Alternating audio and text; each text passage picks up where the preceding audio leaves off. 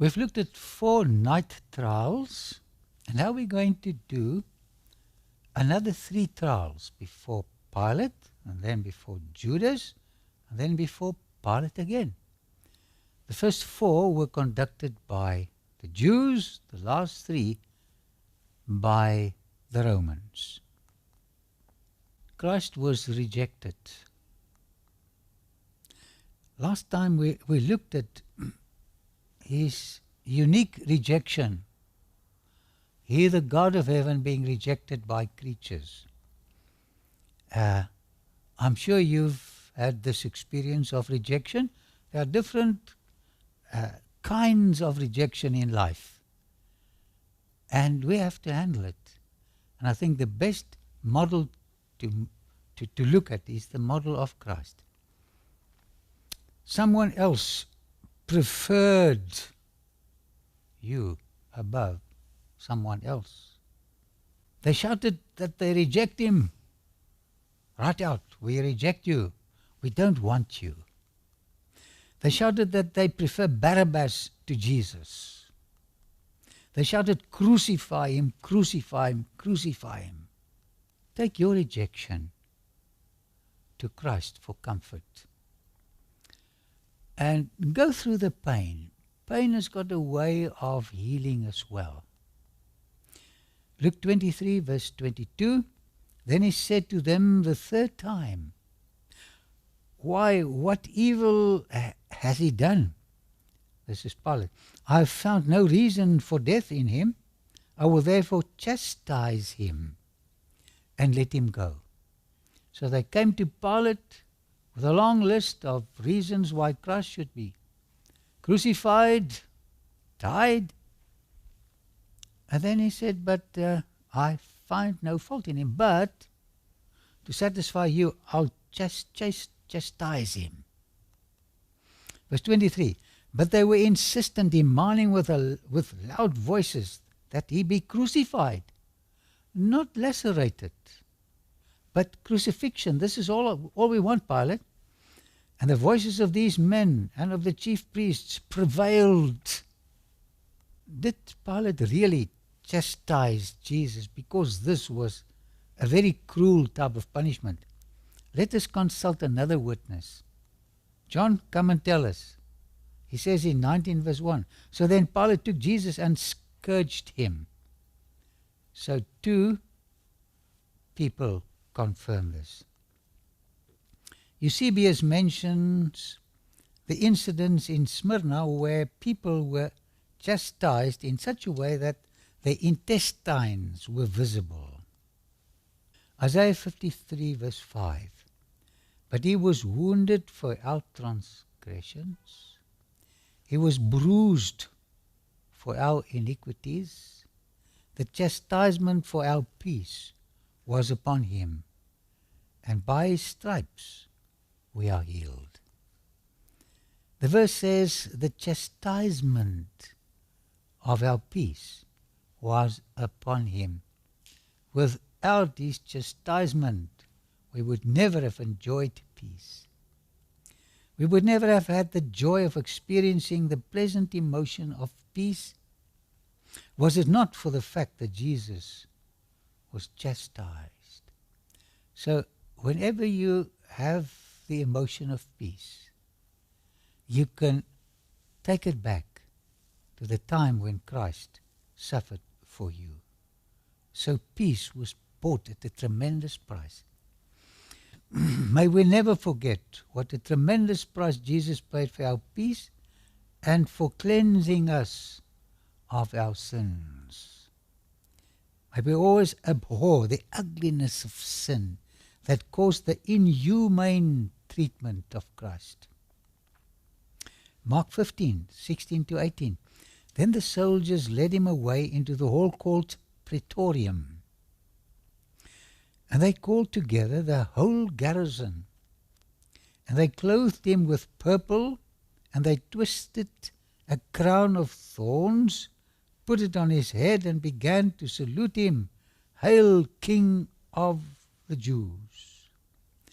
So just about the same treatment he received in the judgment hall of Caiaphas, he now receives again in the praetorium. Verse 19, then they struck him on the head with a reed and spat on him. Second time of spitting. And bowing to the knee, they worshipped him. This was mocking a king. This was how they crowned a king in the Roman times. But what they actually did, they crowned Jesus as the King of salvation, the King of patience, the King of forgiveness. The Gospel of John says that every time they mocked him as the King of the Jews, they also smacked him in the face. They kept on smiting him in the face. This was an ongoing exercise. What a humiliation. They spat on him at the courtroom of Caiaphas, and now he's getting it again. They kept on smacking him, spitting him. Happened to you?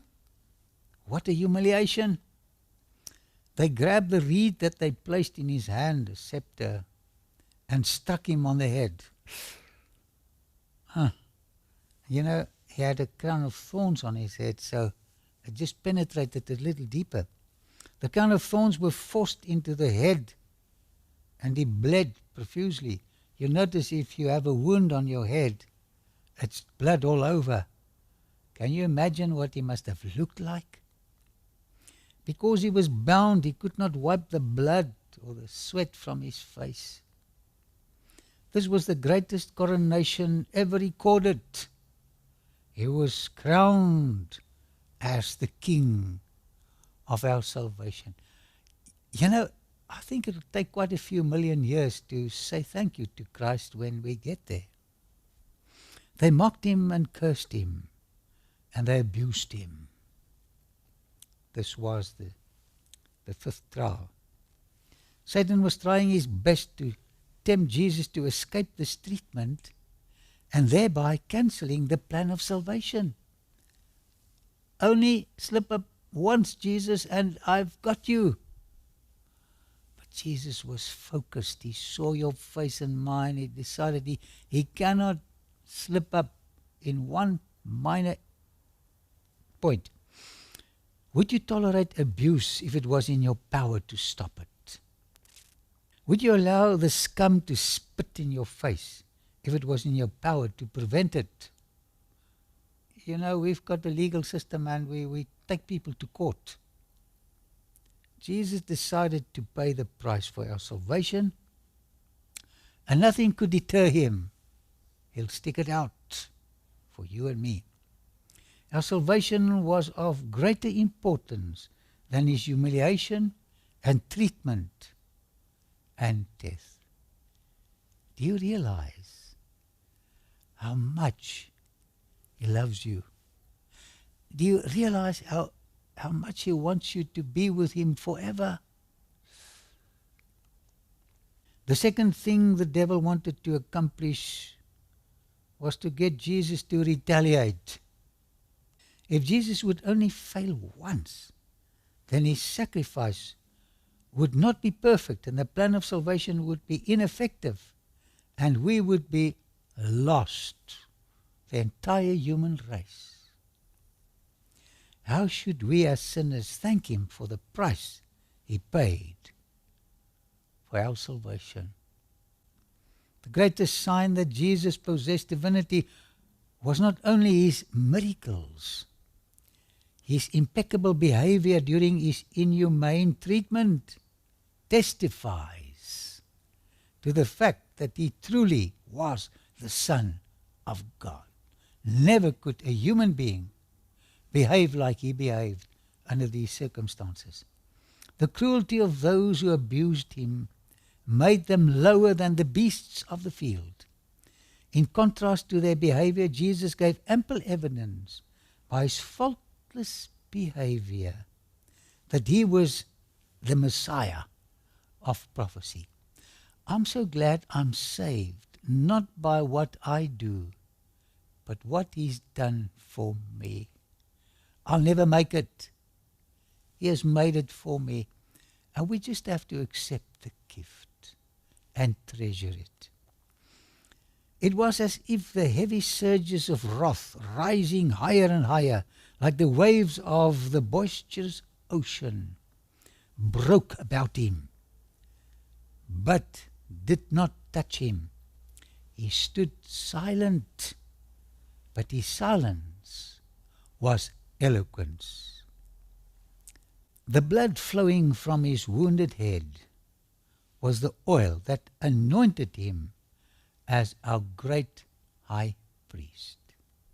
Why did Pilate fetch Barabbas from jail to pose next to Jesus? So here you've got a picture of Pilate. On this side was Barabbas. On this side was Jesus. By lashing Jesus with 39 stripes, he endeavored to elicit their sympathy. He failed, and they only became more bloodthirsty. John 19:4 and 5. Pilate then went out again and said to them, Behold, I am bringing him out to you, that you may know that I find no fault in him.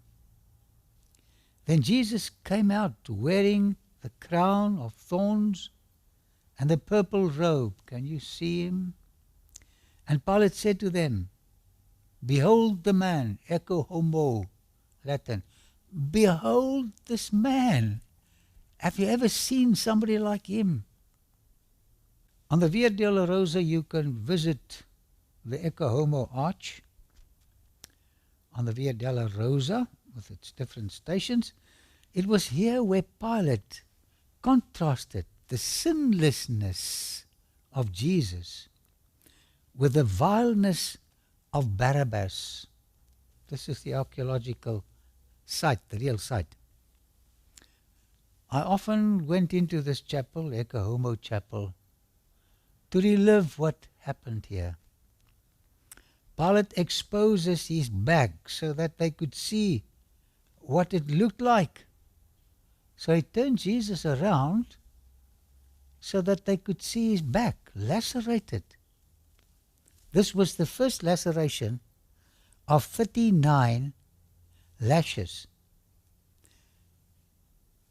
in the power of Pilate. Remember, he had another 26 on his chest. What a sight. They look at this. Would this affect them? Jesus wore an old blood-stained purple garment and a crown of thorns on his head. He paid a tremendous price for us. Signs of pain and exhaustion was clearly visible. He only had food and fluid during the Passover meal. He is dehydrated now, and a loss of blood. This was a terrible sight. But never before did he look more attractive. What a paradox. He looked so attractive in spite of his situation. Out of that battered body shone a divine tenderness. His body language was proclaiming godly status. Not the slightest animosity towards his enemies. Unbelievable. The people couldn't take this. Tender sympathy and love from his pain-filled, weary eyes reached the people in front of him. I do not detect the slightest evidence of weakness and cowardice in my Lord. When he came to save me, he was a man in every respect. He posed with royal dignity next to Pilate and Barabbas. Can you see the three of them? Can you picture the contrast between Christ and the prisoner Barabbas? Every line of the countenance of Barabbas proclaimed him the hardened ruffian that he was. People could compare the faces of these three. Some of the spectators were weeping. They were weeping as they looked upon Jesus. Their hearts were full of sympathy. Even the priests and rulers were convicted that he was all that he claimed to be. Listen to John's account just before Jesus was crucified. Verse 6, chapter 19. Therefore, when the chief priests and officers saw him, they cried out, saying, with a loud voice, a demonic voice, "Crucify him!" Pilate said to them, "You take him and crucify him, for I find no fault in him." 7 and 8. The Jews answered him, "We have a law, and according to our law he ought to die, because he made himself the Son of God." Therefore, when Pilate heard that saying, he was more afraid. 9 and 10. And went again into the praetorium and said to Jesus, "Where are you from? I've never seen someone like you. Where are you from?" But Jesus gave him no answer. Then Pilate said to him, "Are you not speaking to me? Why don't you speak to me? Do you know that I have power to crucify you and power to release you, Jesus? I'm the governor." Verse 12. From then on Pilate sought to release him. But the Jews cried out, saying, "If you let this man go, you are not Caesar's friend." Oh, his position. "Whoever makes himself a king speaks against Caesar." 13 and 14. When Pilate therefore heard that saying, he brought Jesus out and sat down in the judgment seat in a place that is called the Pavement, Lithostratos, but in Hebrew, Gabbatha. Now it was the preparation day of the Passover, and about the 6th hour. And he said to the Jews, "Behold your king." Ecce homo, Latin. But they cried out, verse 15, "Away with him! Away with him! Crucify him!" Pilate said to them, "Shall I crucify your king?" The chief priests answered, "We have no king but Caesar." Barabbas was set free, and Jesus, verse 16, then he delivered him to them to be crucified. Then they took Jesus and led him away. Now, was there really someone like Pilate? Loretta sits at the ancient amphitheater at Caesarea. This is where a tremendous discovery was made in 1961. This broken stone was part of an altar dedicated to Caesar Augustus. And here they found the name of Pontius Pilate. While looking at the name of Pontius Pilate, I realized anew that the account of Jesus and his death on the cross is authentic in more than one way. There was a Roman governor by the name of Pontius Pilate. There was someone called Jesus who died on a Roman cross to save you and me. Matthew 27, verse 24. When Pilate saw that he could not prevail at all, but rather that the tumult was rising, he took water and washed his hands before the multitude, saying, "I am innocent of the blood of this just person. You see to it." Can you hear the sound of water as Pilate washes his hands? I love the melody of water flowing. And it's a peaceful sound. For the Jews, it was the sound of victory. Jesus will die. What was the water symbol to Pilate? I'm innocent of the blood of this man. Do we have buckets like Pilate in which he washed his hands? To Jesus it was the sound of death, rejection, condemnation. Verse 25, and all the people answered and said, his blood be on us and on our children. And this happened. Verse 26, then he released Barabbas to them, and when he had scourged Jesus, he delivered him to be crucified. This was the first 39 lashes. Would more be administered? If Jesus did not receive a special body, he would have been beaten to death. 1 Peter 2 verse 24, by whose stripes you are healed. Molupe, is it singular or plural? It's singular. His whole body was one big wound. Not only 104 lashes, his entire body was just one big open bleeding wound. What a lesson can I learn from the way Jesus behaved himself? The crueler they treat him, the kinder he behaved. And us? Do I become kinder when people scold at me?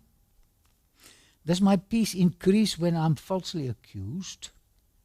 When I'm treated like Jesus, do I become bitter or better? At Calvary, Jesus died in the greatest loneliness, rejection, and pain. I had the privilege of climbing Calvary 3 times. That's when I was still a young man. And recently I managed to get up there. It's a Muslim graveyard. It was here that the price for my sin was paid. It was here where God revealed his unselfish love for me. How do I say thank you? Please tell me. I really don't know. I visited this cemetery in London, Bunhill Fields. The rejectors, the outcasts were buried here. I love the music and the lyrics of Isaac Watts. He says, when I survey the wondrous cross on which the Prince of Glory died, my riches gain I count but loss, and pour contempt on all my pride. Since I who was undone and lost have pardoned through his name and word, forbid it, Lord, that I should boast, save in the cross of Christ my Lord. See from his head, his hands, his feet, sorrow and love flow mingled down. Did ever such love and sorrow meet, or thorns compose so rich a crown? With the whole realm of nature mine, that were a tribute far too small, love so amazing, so divine, demands my life, my soul, my all. Jesus says, I've given my all. What would you like to give me? Father, all we have to give is our sinful self. But thank you for accepting us in the mess we are. Thank you for changing us. Thank you for preparing a heavenly home. Amen.